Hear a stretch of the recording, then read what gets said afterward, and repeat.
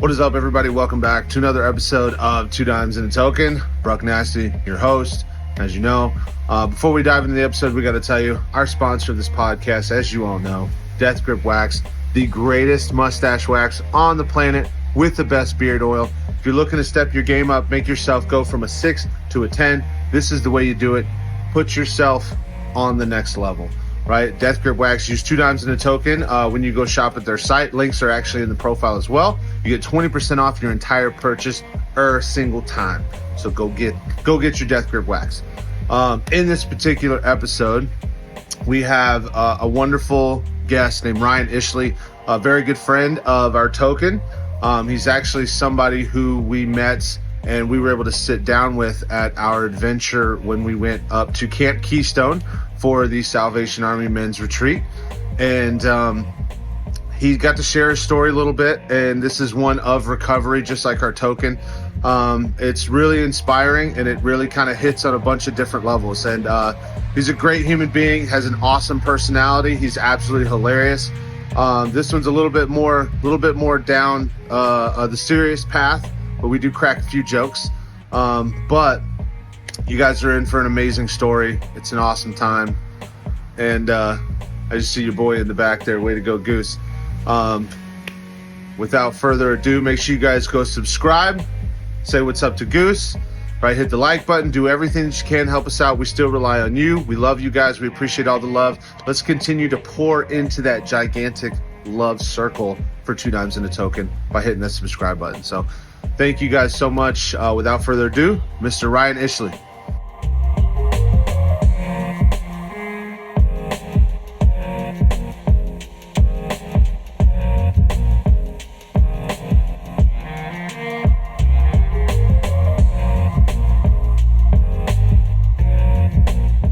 I know, dude. And then we got a whole thing.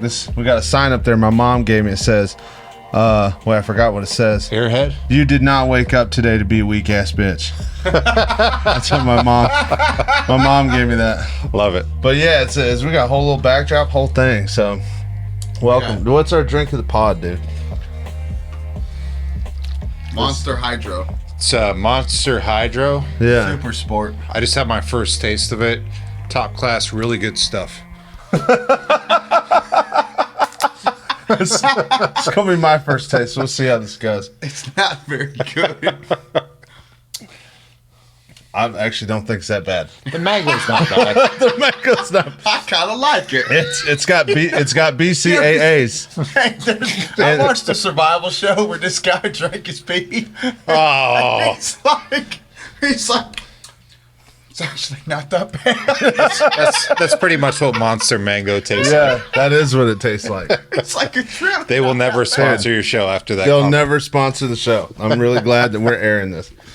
So, dude, thanks for hopping on, dude. I know we jumped it because we had someone else that was going to hop on first. My pleasure, man. Hey, it's on the fly. Let's roll. That's what I'm saying. It's on the butterflies a Are little we bit. introducing or are we going right now? Huh? Are we going through an introduction or are we just going right now? So we're going to cut that part Yeah. because I do an introduction for everybody. Right. So before we even get to this segment, they're going to know who we're talking to. They're going to know everything, what it's about, everything. Yeah. He doesn't watch our podcast very often. Not really. I'm not in. Tell that. Yeah. He's not in all the time. But not in all the time. Cut, Anyway. cut. All right. yeah, so we're here, man, and again, thanks for coming on, dude. And obviously, we're out here. I keep forgetting the name. What's the campsite we're at? We're at Camp Keystone. Camp Keystone. And how far did you travel to get over here? To get over, it was 4.5 hours for me, so I'm in Lehigh Acres. That's crazy, man. So what has you coming all the way here? What's kind of like your motivation? So I've been coming to the camp for many years. First started before I actually was really involved in Crossroads or even knew about the camp. I got invited. I started going to Salvation Army Church, and I got invited by the lieutenant, and I came up, and it was the first time I actually seen a group of guys in recovery, specifically a group of Christian guys in recovery. Yeah. That's cool. Yeah. So now Crossroads, tell us a little bit about that, because I know everybody has a gist. We've explained what the next few podcasts are going to be like, but Okay. Explain what Crossroads is. So Crossroads is a rehabilitation center. It's no longer there, but at the time, It was a rehabilitation center for adult males. Yeah. Okay. So, and as you know, with our first episode we did with Chris, and he kind of told his story, and it was a little bit more. It has nothing to do about Crossroads, I'm sure. Yeah, yeah. We actually didn't talk about it at all, but he just called it rehab. Rehab. Yeah. So yeah. Now, where did you grow up, dude? In Northeast Pennsylvania. Nice. Wow. What brought you to Florida? So my addiction brought me to Florida. So when I was real young, I started getting the drugs and alcohol. When I was a teen, my parents kind of divorced. I went down the wrong path. I eventually got in trouble when I was young.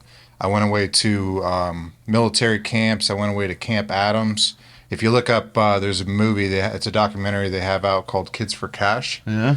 It's about a crooked judge. His name is Mark Chivarella, and he put teen kids away, basically for a long time, back-funded money through the government, and paid him and another judge, and he's currently serving about 25 years in prison. 25 years, Jesus. Yes, sir. That's terrible. So I got in a lot of trouble when I was a kid. Basically, when I turned 18 years old, in my mind, and also the people that were around me at that time, they said, you need to get out of here. It just the environment that I was in wasn't good. So I moved down to Florida, and that was probably the worst decision I ever made.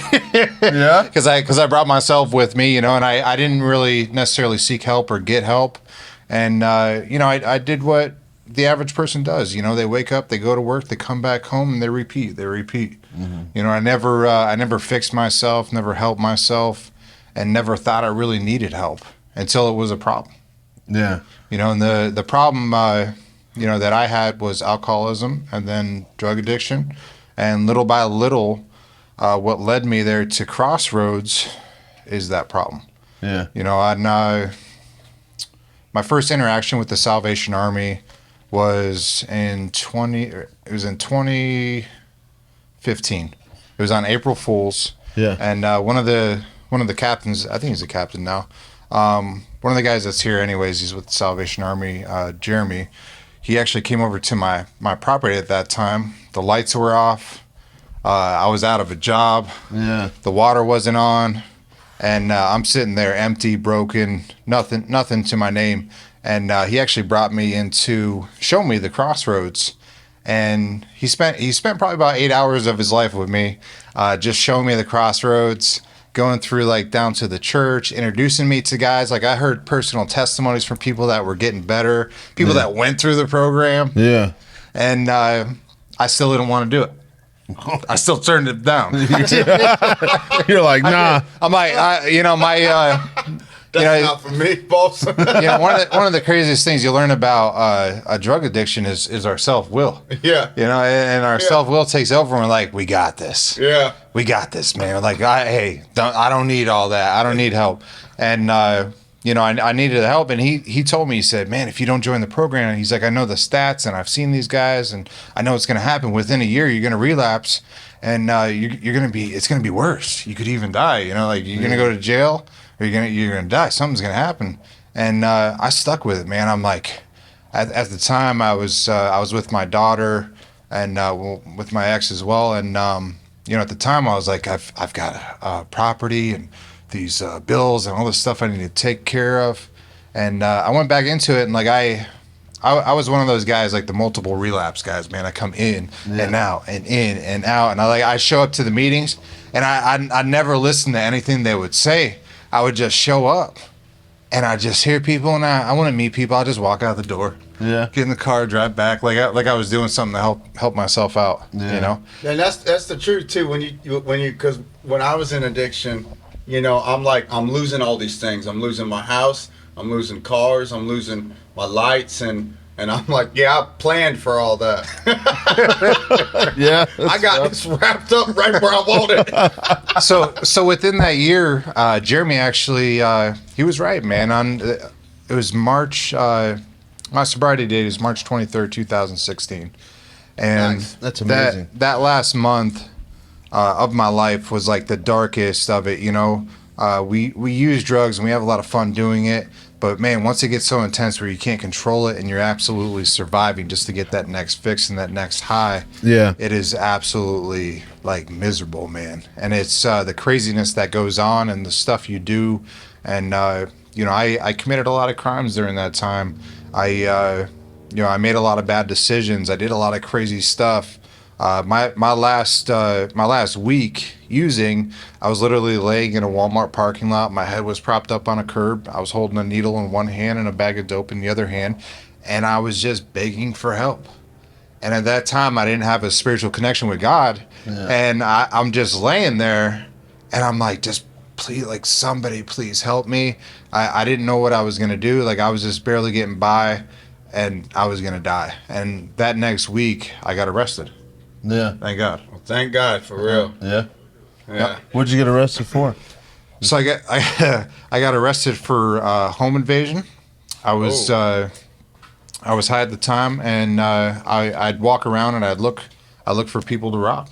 So I literally ran into these people's houses. They were on vacation, I guess, at the time, and I ran in there and I was high at the time. I had like a lighter or something to light my way and walk through. Yeah. You could read the news report on it if you look it up on Fox News. So I'm going through these people's houses, and I grabbed like the lady's purse, and there was a duffel bag, and at that time I didn't know, but they were looking for a suspicious guy at that time walking the streets, and come to find out that was me. And next thing you know, I see the lights, the red and blues on outside, and the lady in one room screamed. She must have overheard me, probably stumbling in the house, far as I know.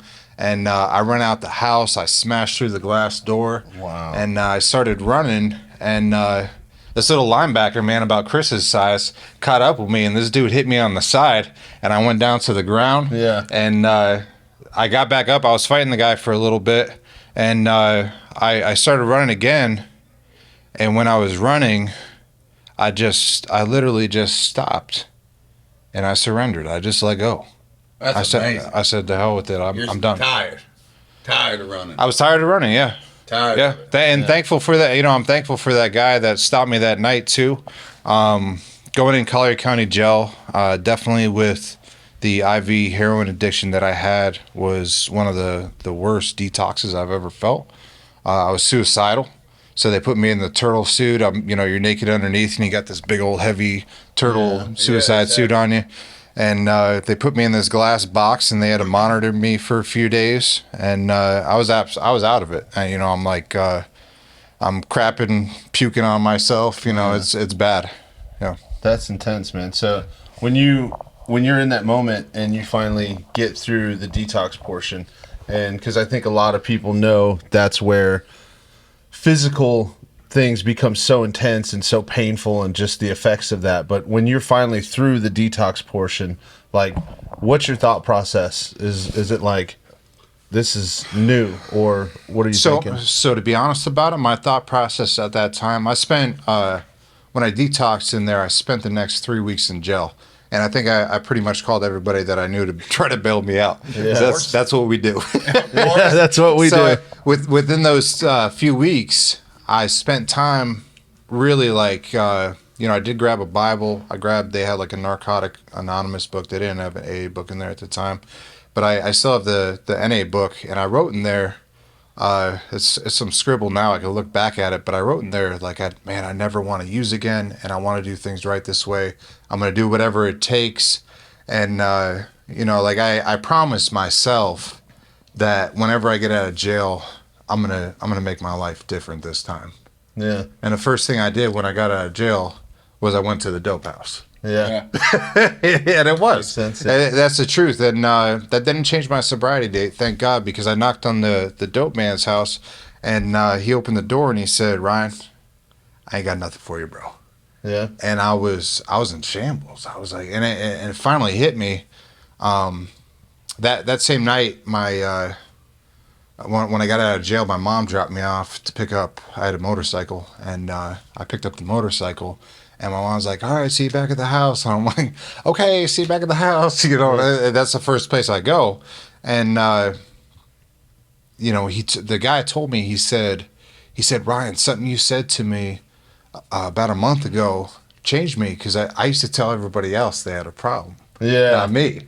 That was my thing, and I think that's everybody's, like every drug addict's thing. Yeah. It's like I ain't got a problem, bro. Everybody else around me has got a problem. Yeah. So that really shaped and changed it. I remember I went out to my motorcycle, I put the helmet on, and I cried like a baby because it was the first time in my life I absolutely I realized the insanity of my addiction, like where it actually brought me to. Yeah. And I think sometimes if you can elaborate too, like people being in this experience and being around this retreat and around, people from Crossroads, like people explain the addiction, it almost like blinds you. Is that? It does, yeah. Once you can start out with something small. It's that chemical reaction. You keep doing it every day. It's like smoking a cigarette almost. It's that feeling of lifting your hand up to your mouth. Yeah. And it becomes natural. It's not like when I was a teen, I was like, oh man, I want to bang needles right in my arm. Get juice, get gassed up, man, and go on a run and rob people and hurt people. I never wanted to do any of that stuff, and that's the decisions that I personally made, and that's where my addiction took me to. Yeah. So now obviously you've had this moment, you've had this big revelation. Like, what happens over the next 6 months that kind of puts you on the next part of your life? So huge change. What I did that next day, I didn't speak to anybody about what happened during that time. But what I did that next day was I actually went into a meeting, and I walked in and I asked people for help, and I told them, I said, I just got out of jail and I'm doing horrible. And I spoke to this old man. It was this little small AA meeting at the time, and I spoke to this old man, and he gave me his phone number, said to call him. Of course, I didn't call him right off the rip, but Yeah. but I started going to meetings every single day, and I was arrested for a few crimes, which I got arrested for, and I had to go back to court.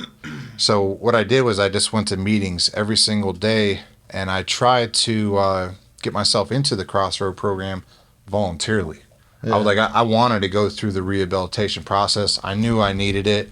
Everything was gone, like my personal stuff, the job, and like all that stuff was gone.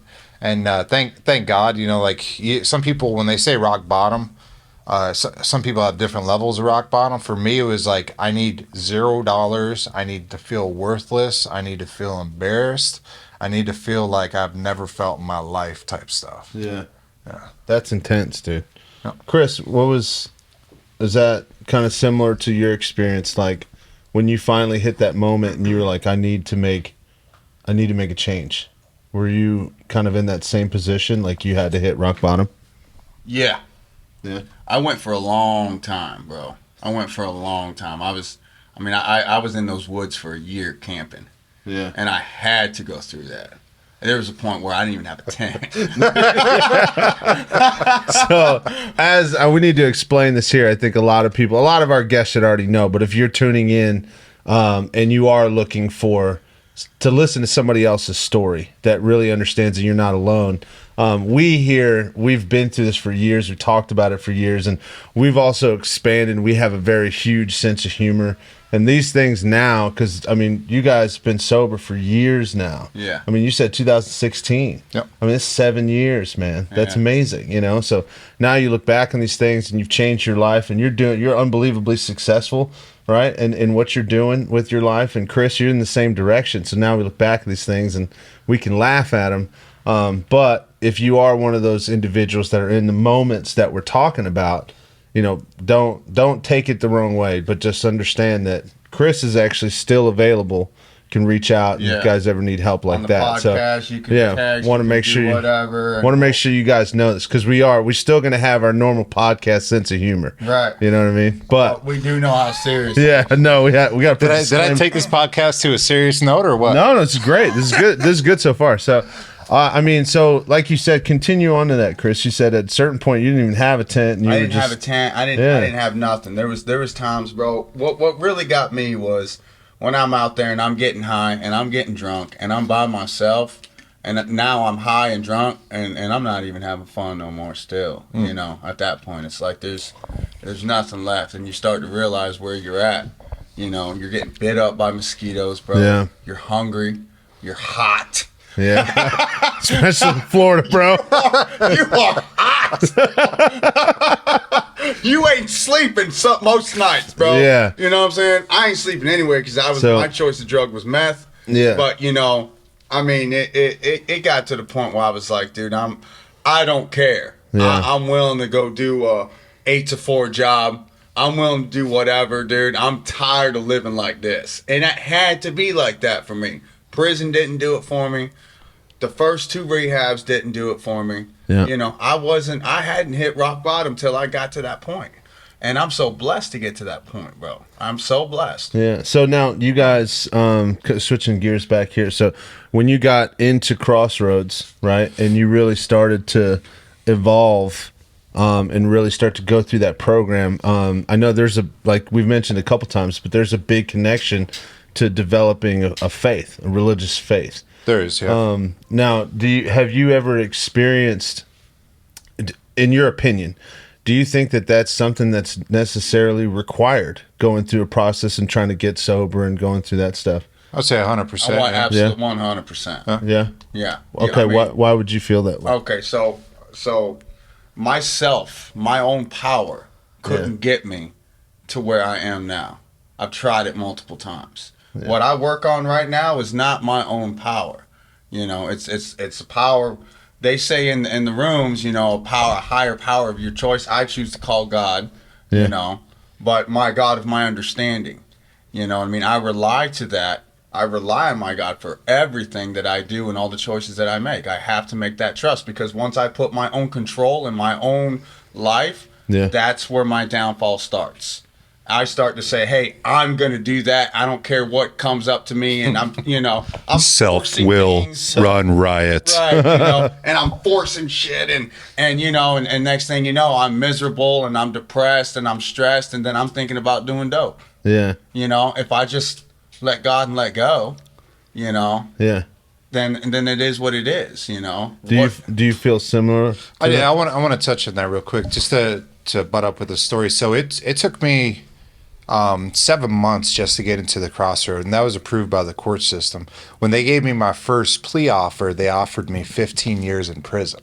Oh my God. That was my first plea. That's not a good offer. That's nice. You know, I want to take that offer. Right off the bat. 15 years. I didn't like it. So at that time, I'm like, I'm a drug addict. You know, I need help. Yeah. And I did. And they had this program called Drug Court through Lee County, which saved my life. And it was very strict. And I had to do X, Y, and Z. And at the same time, I got approval because I voluntarily wanted to go into a rehab. That's when I went into the Salvation Army. Yeah. The biggest part for me with the Salvation Army, the spiritual aspect of it, was getting connected to God, but actually like hearing the word over and over and participating, getting involved, and then surrendering. And I think I have one more in surrender than anything overall. You know, so the spiritual connection, like Chris is saying, the self-will, I can't rely on myself, and I have to just accept. I have to accept certain things in my life. I have to accept people. I have to accept circumstances, you know? Yeah. No, I understand where you're coming from big time. And I think this leads to my next question. Like, and this is not a challenging question. It's just, I think it gives people a better understanding, you know? And some people would say, well, hey, I get where you're coming from, but I can do that on my own.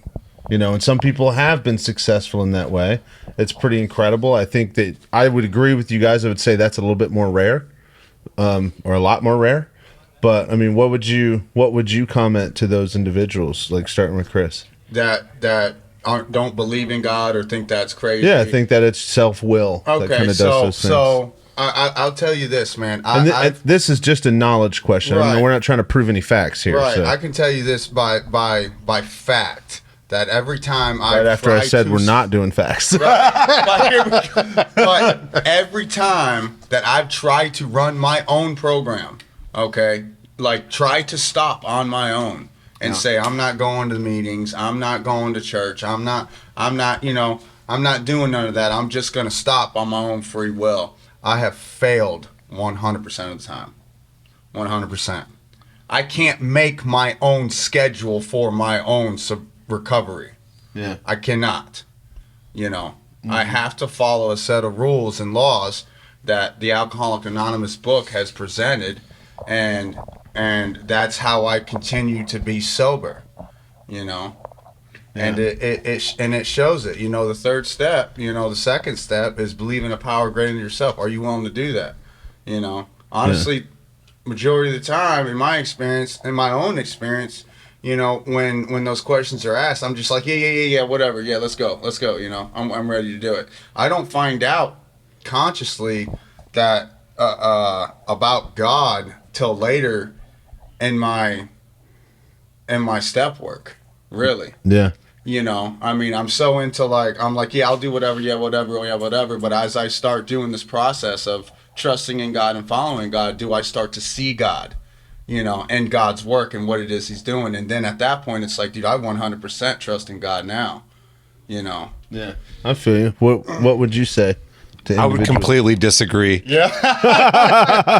I'm open to all avenues of recovery. Just because I recovered a certain way, you know, I shouldn't object to anybody else itself. You know, I've seen people be on medication and you know, go to for mental health counseling, and I've seen them, you know, just come in for a little bit, and you know, you see the people that come in and go out as well. But also, you know, there's guys and gals out there that go to a rehab for a month or two, you know, or a 90-day wash, and they spend the rest of their life sober. You know, if somebody wants to get sober and live a sober lifestyle, no matter what they believe, whichever avenue they go down, all the power to them. You know, the path that worked for me, you know, other spiritual principles itself. But like you have a lot of different avenues. You have the AA, you have the NA, you have the Celebrate Recovery. You know, so like there's all these different paths. But the most important part is your sobriety, your personal recovery, because you have to take care of yourself first before you can help other people.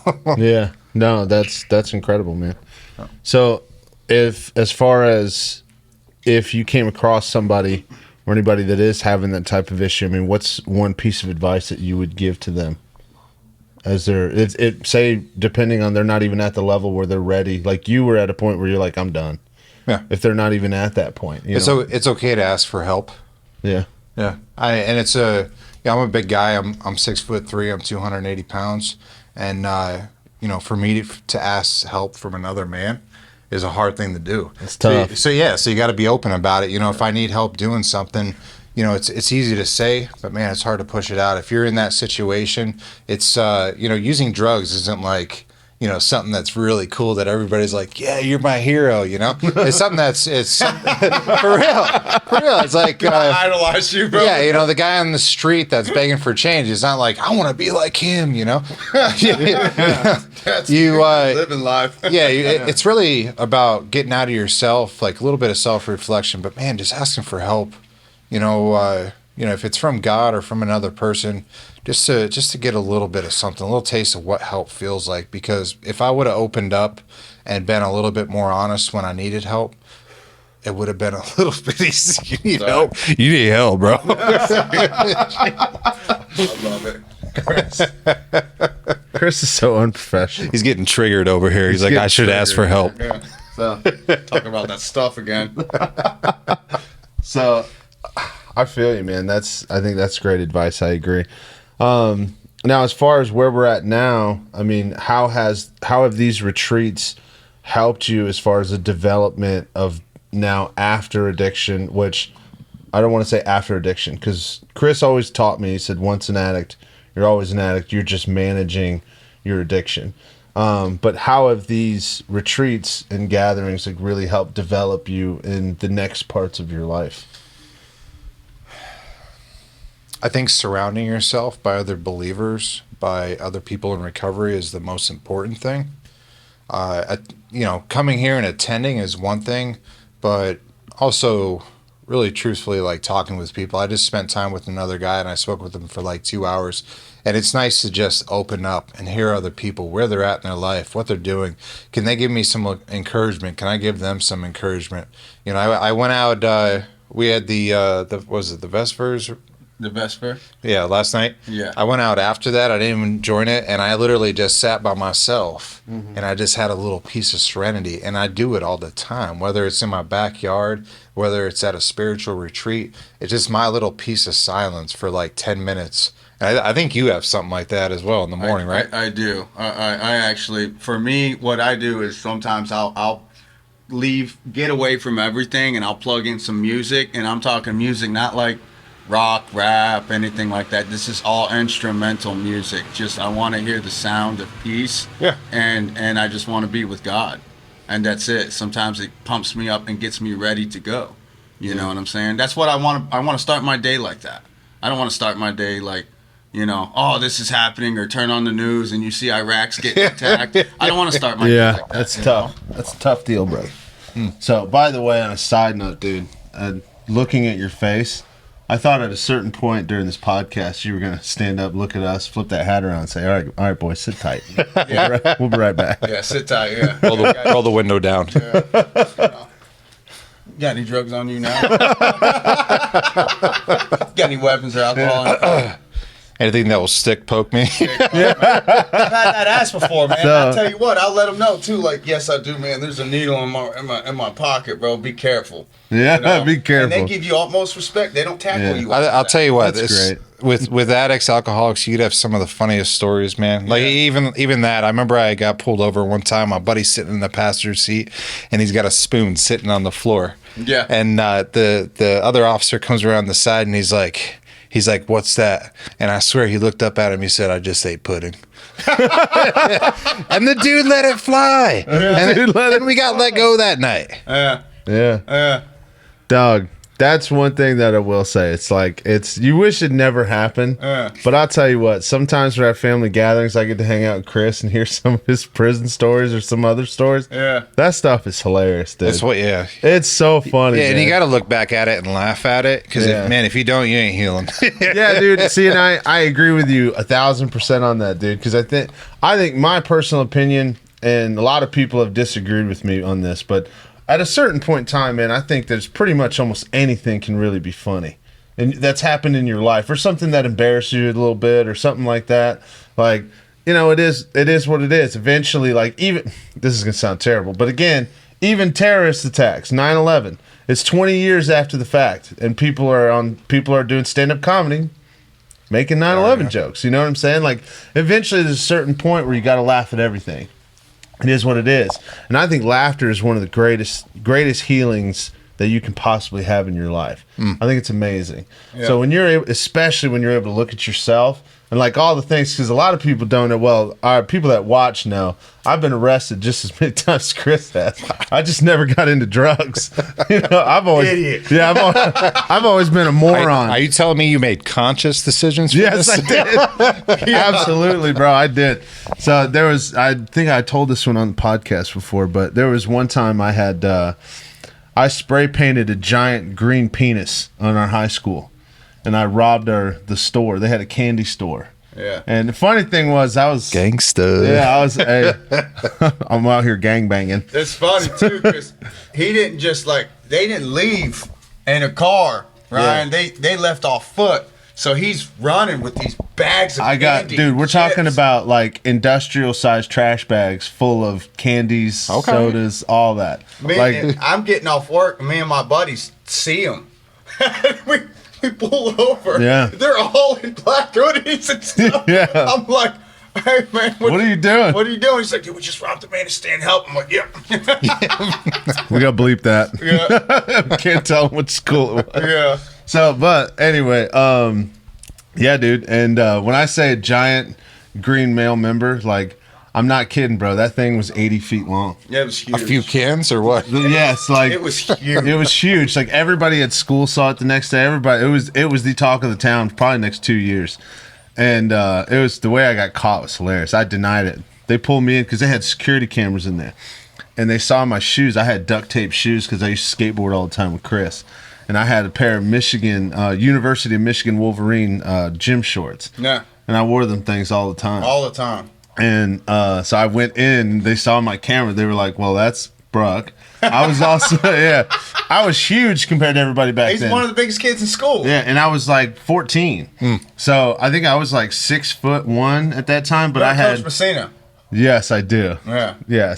We'll move on from there. Gotta bleep some of that too. Yeah, so, but I'd been working out for probably a year and a half at that point, and you know how it is when you first start working out, you get real big, real strong, real fast because your body's not used to it, so you make bigger gains in the beginning. So I became very built very quickly. And so when I walked on camera, they were like, that's his shoes, that's his shorts, and that's definitely him. Yeah. And they pulled me in a room, and they were like, I was like, no, bro, why would I do that? I love the school. I play football for school. I do everything for school. I love this school. And they brought in this, remember the TVs on the giant racks that had the strap? Yeah, that's me. They brought that in, and they pressed play, and I was like, yeah, that's me. Yeah. Immediately. I was like, you caught me. Yeah. Right? I think there's probably about 8, 9 more times that I can tell stories like that. So I'm close with you. Yeah. You know, I connect with you on that. Yeah. It's all good. You never. Yeah, except for they can see Chris's record from the space station. Yeah. Yeah. For the most part, yeah. Mine's about a quarter that length. Yeah. I'm in the double digits, bud. Oh man. So all right, well, we'll get to wrapping up a little bit, dude, but one of our last segments. Well, actually, I want to go through 2 of them. I think the 2 segments is really great. So we have a sign on there that says "Bad decisions make better stories." Throughout your entire life, man, can you think of one of the worst decisions that you've ever made that has actually turned out to be something that really blessed you or saved you in the long run? So I would say in general that I have accepted every wrongdoing that I've ever done, and it has, like, man, if you look back at all the bad stuff that's happened in your life, the bad decisions that you've made, and you can either let it define you and put you down, or you can let it define you and bring you up. And God has really given me like this power, man, to show me that anything is truly possible. Yeah. You know, the bad decisions, you know, me on Fox News, the guy that broke into houses and robbed people and the drug addict and all that stuff, you know, that was just sharpening me almost, you know, like the diamond in the dirt almost. And I look back at that stuff now and I'm like, man, thank you so much for that, because it wouldn't have made me the person that I am today. You know, I'm completely night and day from, you know, if anything, I'm bringing stuff to people's houses and giving it to them. You know, I'm giving stuff away. Yeah. And, you know, I enjoy that, man. And it's like serving the community and being an asset to the community is one of the most valuable things that you can give back. That's awesome, man. I love that. So in our final segment we do is called Spice of the Week. So we'll save ours because we're doing quite a few podcasts in one day. But Spice of the Week, basically, it's sponsored by Joe's Backyard Smokehouse. Oh snap. Get some smokehouse. It's sexy.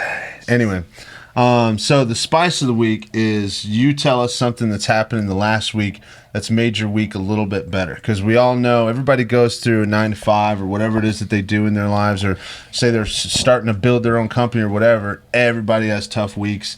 And I think sometimes as human beings, we tend to focus on the negative.